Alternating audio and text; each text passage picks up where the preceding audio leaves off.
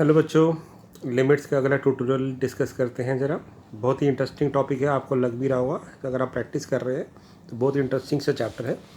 आज जो हम क्वेश्चंस करेंगे वो करेंगे इस कंसेप्ट पे कि अगर हमें लिमिट किसी भी फंक्शन में इन्फिनिटी दी हो तो हम इन क्वेश्चंस को कैसे डील करते हैं कि जब भी हमें लिमिट इन्फिनिटी दी हो तो इनका आंसर क्या आएगा। जैसे अगर मैं डायरेक्टली अगर इसमें पुट करूँ तो इन्फिनिटी इंटू टू तो इन्फिनिटी और +1 तो इन्फिनिटी, तो नॉट डिफाइन पर नॉट डिफाइन फॉर्म आ गई।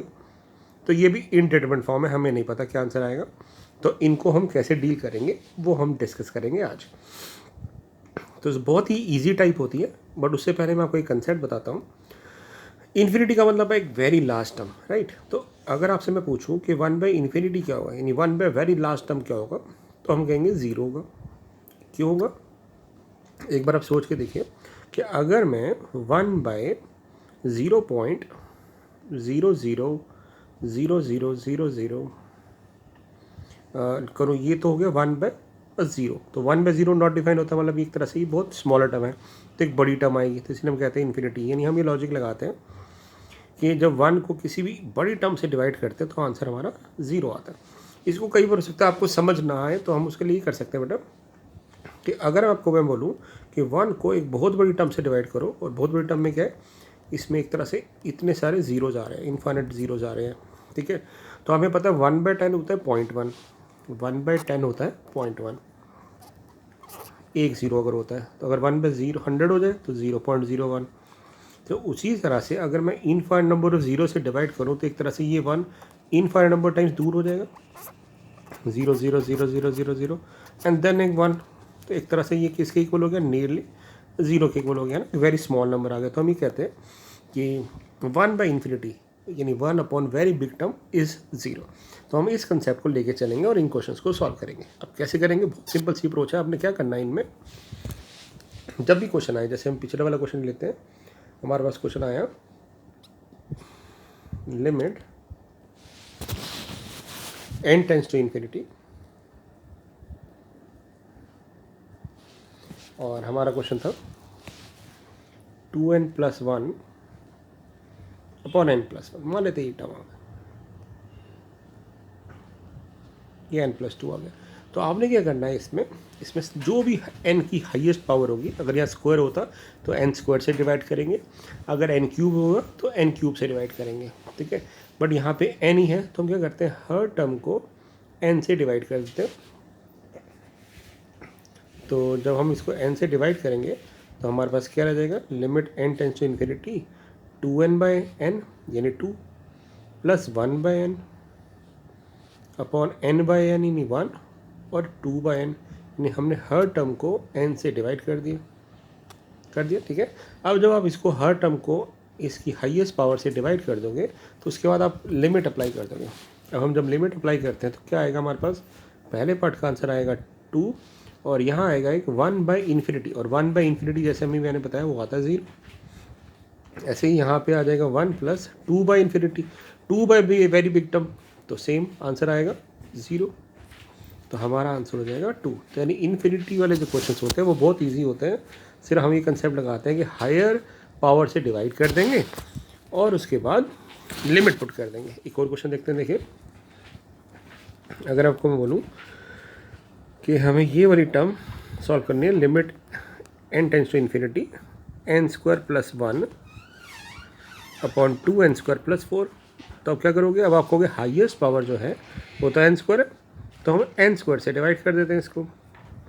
तो जब हम इसको n² से डिवाइड करेंगे तो ये बन जाएगा limit n tends to infinity n² 1 1/n² और 2n² 2 प्लस 4/n²।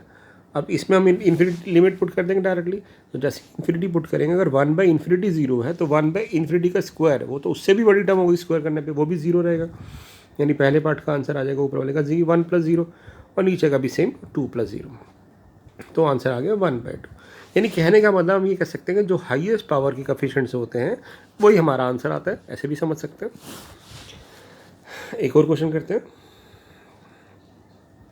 जैसे क्वेश्चन आया limit n tends to infinity n³ + 2n² plus 3n plus 6 upon n cube plus 4n square plus n minus 5।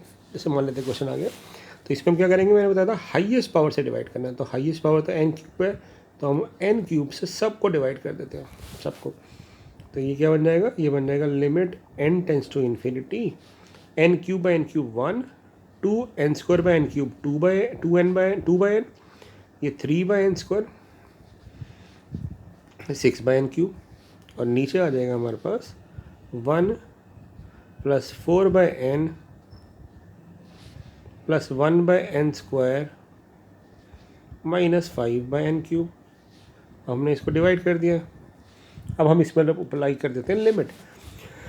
तो जैसे ही लिमिट अप्लाई करेंगे तो ये सारी terms zero हो जाएंगी, क्योंकि 1 बाई इन्फिनिटी जीरो होता है, तो उसका स्क्वायर भी जीरो होगा और उसका क्यूब भी जीरो होगा। तो हमारे पास रह जाएगा 1/1, ये नहीं, आंसर आ गया 1। तो आप देख रहे हैं कि इन्फिनिटी वाले जो क्वेश्चन होते हैं सबसे ईजी होते हैं, राइट। अब चलते हैं एक और क्वेश्चन पे। Limit n tends to infinity 2n minus 1 upon 1 plus 3n divided by n square plus 5n plus 6।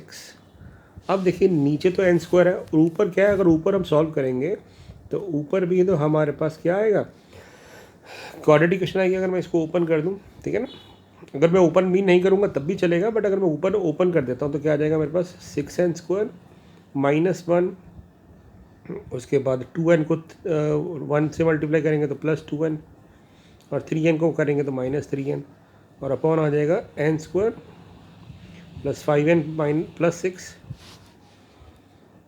और अगर मैं इसको सिंप्लीफाई करूँगा तो ये आ जाएगा 6n square minus n minus 1 upon n square plus 5n plus 6।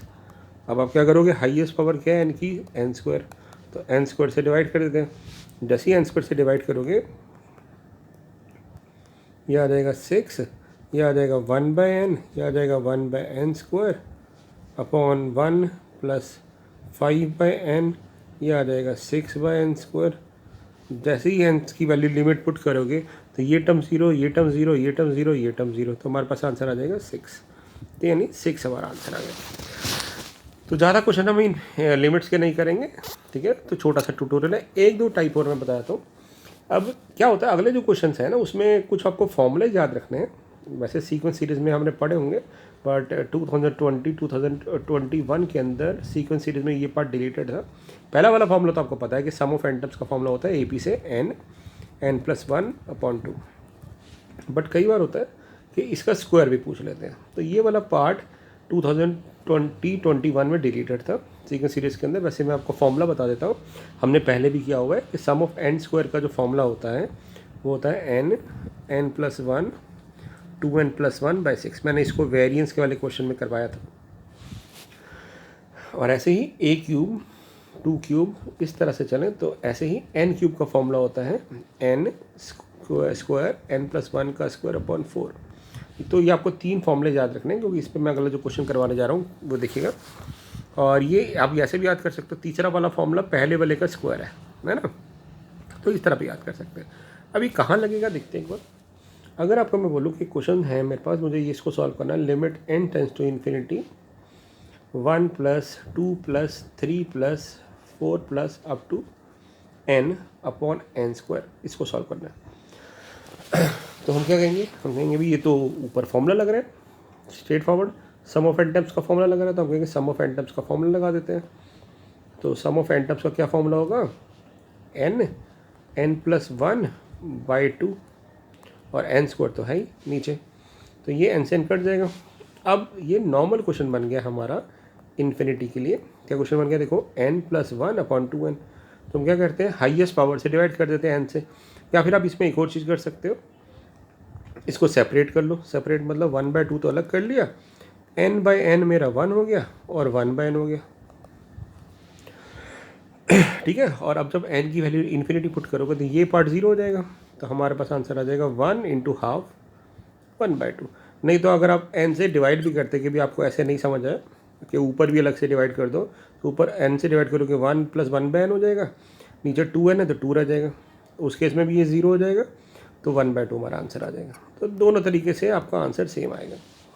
ठीक है, ये क्वेश्चन एक अच्छा सा बन सकता है। 2 क्वेश्चन और कराऊंगा बस।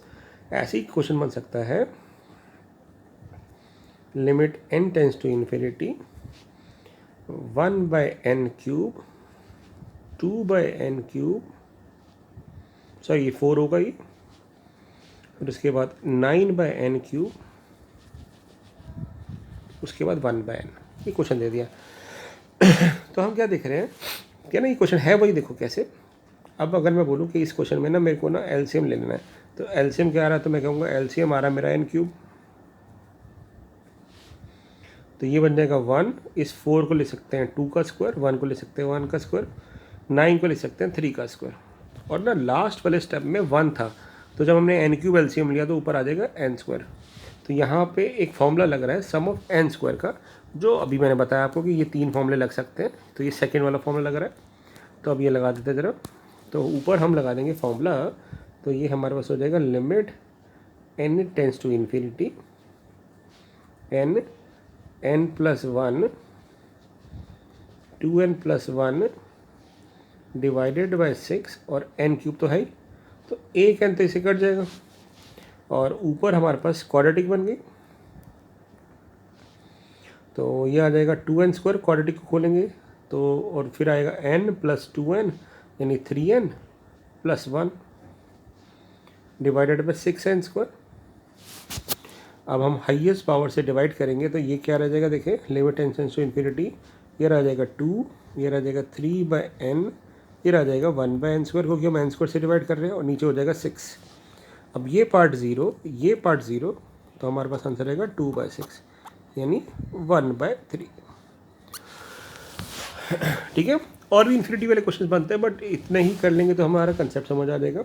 एक लास्ट क्वेश्चन और करते हैं बच्चा, limit n tends to infinity 1/n4, बिल्कुल सेम क्वेश्चन बना रहा हूँ। ठीक है, 8/n4 27/n4 and 1/n, same question है। देखो अब आप जब एलसीएम लोगे तो एलसीएम तो यहाँ पे क्या आएगा, n⁴ आएगा, तो हम n⁴ एलसीएम ले लेते हैं यहाँ पे, तो ये बन जाएगा 1 जिसको हम 1 का क्यूब ले सकते हैं, फिर आ रहा है 8 जिसको हम 2 का क्यूब ले सकते हैं, फिर आ रहा है 27 जिसको हम 3 का क्यूब ले सकते हैं, और एलसीएम जब लेंगे तो ऊपर n³ आ जाएगा। तो यहाँ पे हमारे पास सम ऑफ n³ का फॉर्मूला लगेगा, जो मैंने बताया था कि फर्स्ट वाले फॉर्मूले का होल स्क्वायर है, तो n² n+1 का स्क्वायर अपॉन 2 था तो 4 और n4, तो ये n⁴ से n4 कट जाएगा, हमारे पास रह जाएगा limit n tends to infinity n² + 1 + 2n और अपॉन n²। अब हाईएस्ट पावर n² है, n² से हम डिवाइड कर देंगे,